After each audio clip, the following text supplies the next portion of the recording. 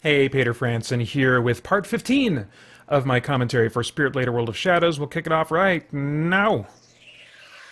It was nice to have Des Carowin and Newsnet back because news bulletins are such a quick, easy way to give out exposition and just kind of set up a new scene and situation. Today marks the deadline set John by the Shea Sipple, for all coming up seekers here, to be plays presented Governor at the former Arrington, site of and the Time he's Safari such building, a for what is gentleman. presumed to And be a he mass also played the Night execution. Azer in Pilgrim's Progress Similitude of a Dream, which is when I first met him.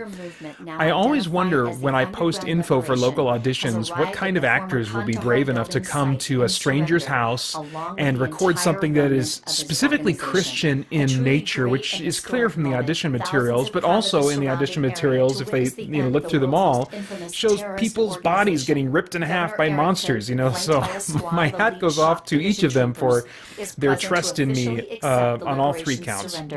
We take you now to the live stream. Governor, Darius?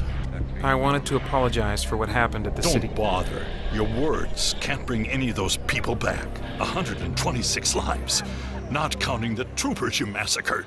That was in self-defense, although it was extreme, and I regret that. But the others weren't killed by my people. Why would you lie right now? You're turning yourself in. Good question. Why don't you think about that for a minute?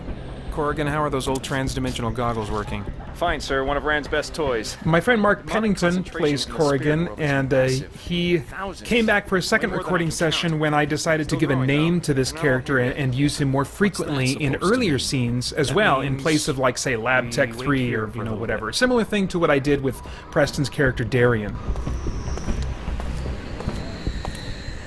Ma'am? The Shaden Embassy is for authorized That's visitors Keaton only. Sauncey, and he's also joined by Nolan Pavlich as the troopers here in this scene. Can you please run my name and DNA scan? I think they'll give me clearance to see them. Can't imagine they'll be seeing anybody today, but what do you know? You're cleared.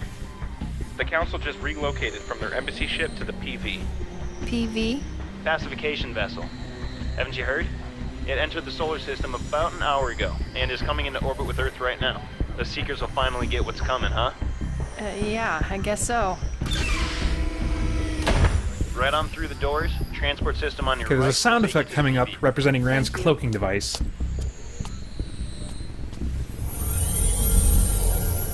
You see Right that? there.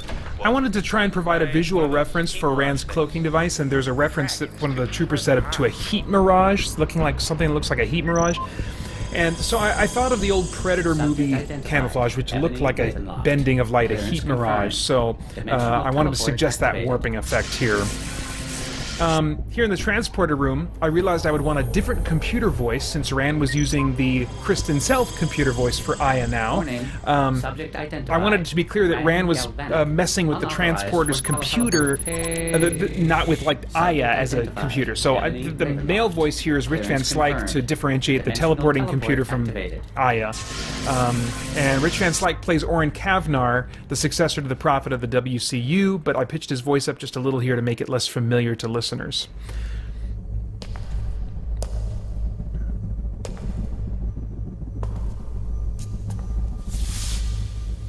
Ebony entering the Shaden vessel now here is my chance to do a little spooky horror movie kind of stuff.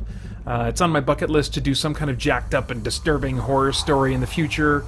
Maybe there'll be an appropriate story in the Storyteller series that I'll be able to kind of conjure some horror vibe aesthetics for. I'm not sure, but anyway, until then, I looked for little horror moments that I could play with and create in A World of Shadows.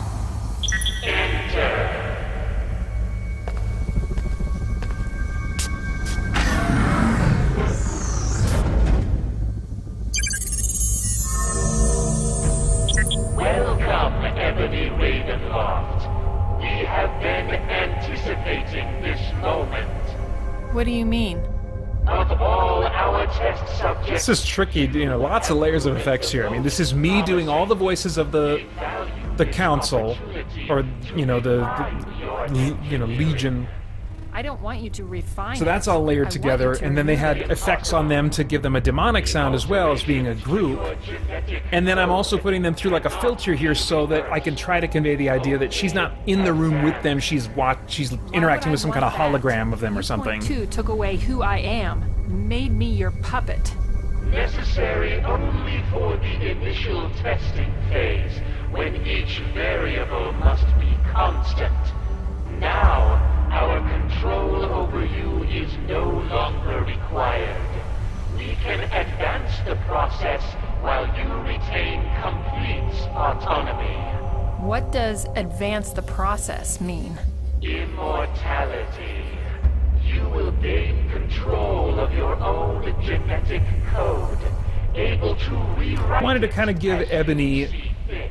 one more moment of choice here. Death You know, even though she realized the Shada had really messed with her, I wanted to give her one more moment of choice where she would question, maybe even though they've done all this crap to me, gosh, what they're saying is that I could finally have the body that I want. I could finally look the way I want, be the way I want, with their help, you know. I think they're all here. Even now, you refuse to let up with this fantasy. Governor, brace yourself. This fantasy is about to get very real. I've got 3 snipers from Shock Division covering you. You hardly need to raise your arms to surrender. Well, sure, but if I screamed out now for the signal, I'd probably get shot at. The signal for what? For 100 old-school handheld dimensional converters to be activated. So these old school dimensional converters being carried by 100 lib guys is kind of a light surprise, I think. A number of listeners can probably see it coming, but hopefully it still surprises some of I've you. spent time with Seekers, the Underground Liberation. I'm so They say grateful that for you're how Holly, demons. my wife, who plays Ebony, patiently allowed me to direct her.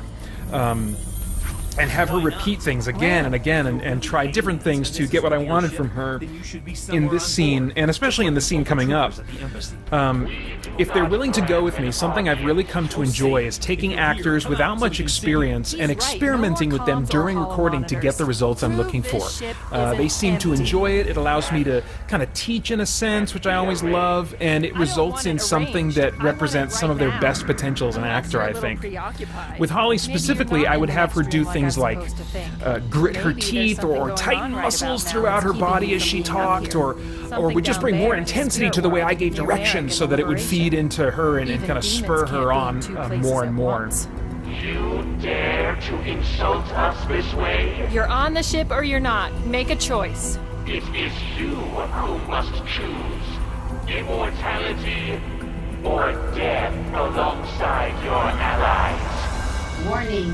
Try to stay calm, Ebony. You're close to triggering the change. Then these liars There's a should great- know better than to threaten. There's a great blooper that Tully delivered with that line in the blooper reel. I'll let you check it out there. Choice not unlike the one presented by Seekers. Ebony, look at me. Life is full of hard choices. The most important ones are the hardest of all.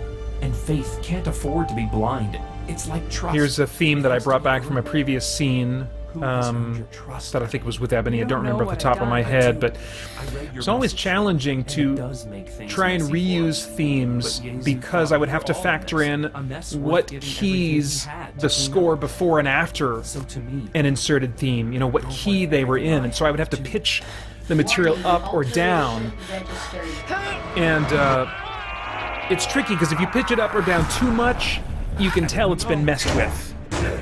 So you have to kind of map out a whole long sequence if it's going to have a bunch of different music cues in it, and figure out, okay, what key can I have them meet in the middle on so that the pitching doesn't sound too obvious, you know. Balancing the volume of score, dialogue, and effects became really challenging from this point on. If you listen, you'll hear moments between lines where the score will kind of just pop out briefly, as it does right before Merrick says, "I'm going in." I think that's in a scene coming up here. You know, the score can't always be louder, it's going to get in the way, but I loved finding opportunities for it to come out and say something or enhance the drama in ways that you'd kind of expect scores to behave in big summer movies, you Bad know? news, Merrick. The converters are at maximum, but Legion is spreading themselves thin in the spirit world. I think they know what we're up to. If they keep spreading out, they'll have an anchor in the spirit world. We'll never pull them through. What should we do, sir? I'm going in. See, I brought the music out right before that. Holy Drac.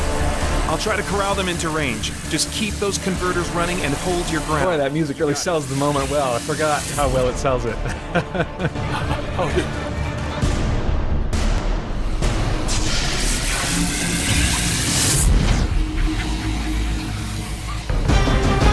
Okay, so the music cue used here when Merrick confronts Legion is the same track used when he's surging in Dark Ritual after his mind is restored and he goes to town attacking all those demons, and it has this awesome moment. I wanted to suggest that Merrick was about to have a similar awesome moment here, that maybe this would be the climax where they were defeated, but then suddenly take that moment away and switch to a track that felt sad and hopeless.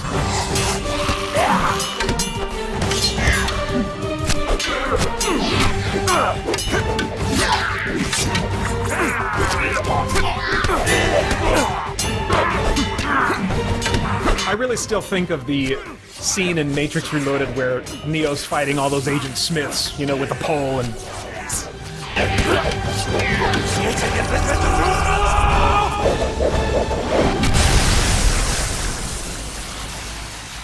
You are skilled against a few of us. That was just a few, huh?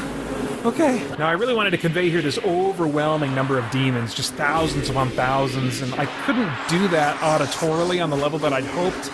I wanted something like the Matrix Revolutions, to reference the Matrix trilogy again, where, you know, you think you've seen a ton of Sentinels and then a massively overwhelming swarm comes in like never before and floods in and just pummels all the good guys. And in the end, multiplying voice layers can only take me so far, so I threw in the sound of a swarming beehive to help convey the idea more clearly, and I figured that in the spirit world, you know, demons could even be taking the form of a swarm of bees or flying insects.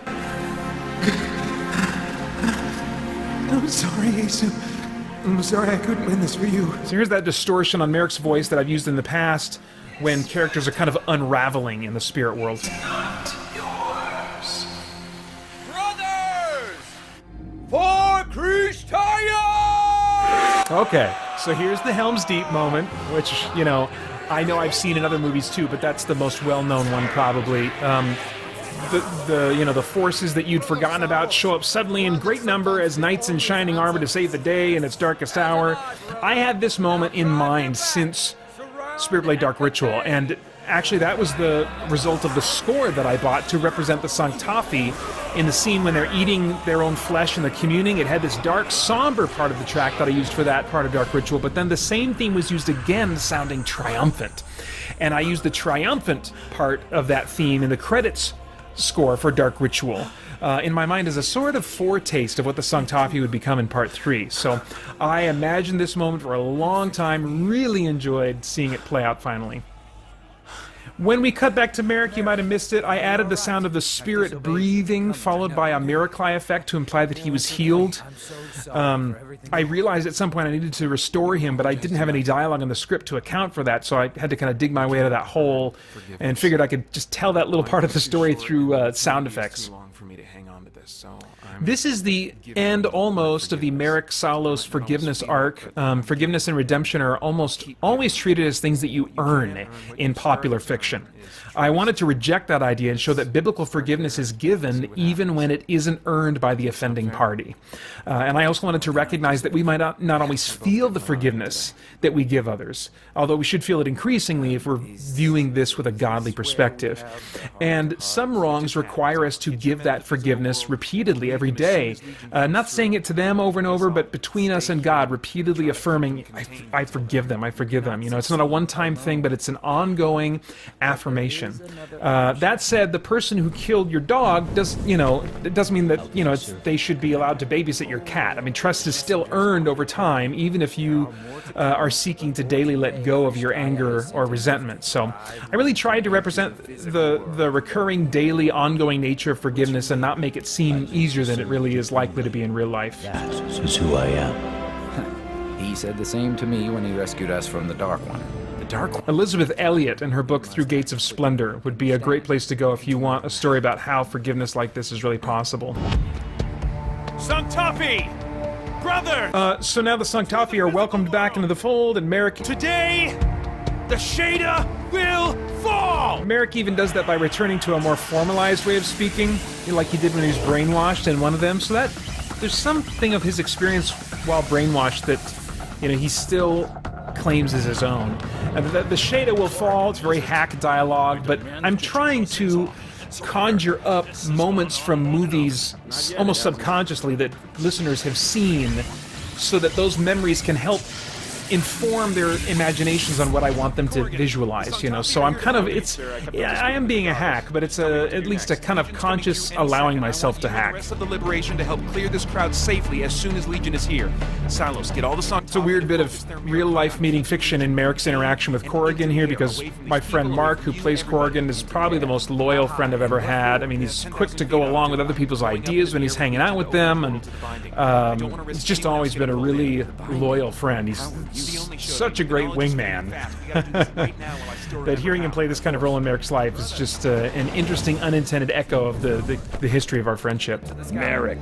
Oh, Drac, Vincent, please, don't do this. And here now is the Vincent story arc coming to an end.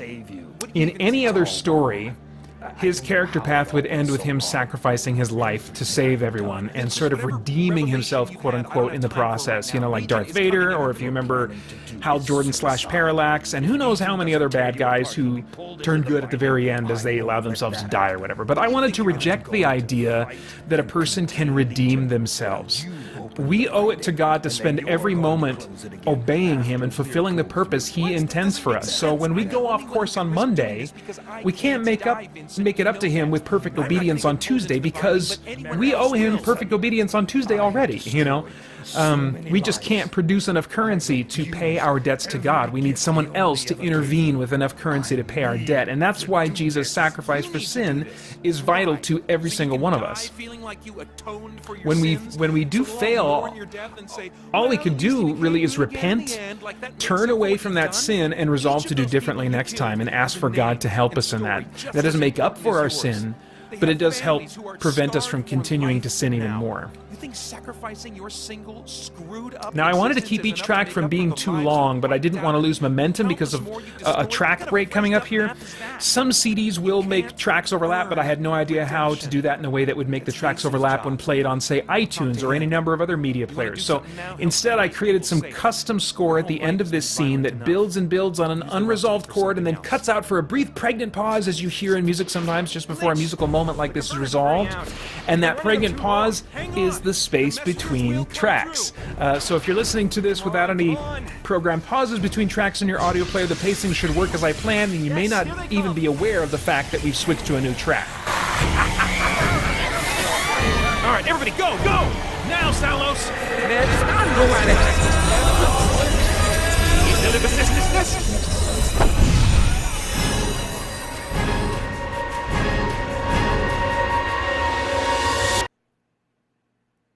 Boom! Then the next scene starts up right there, but that's as far as we're going this time. So stay tuned for part 16.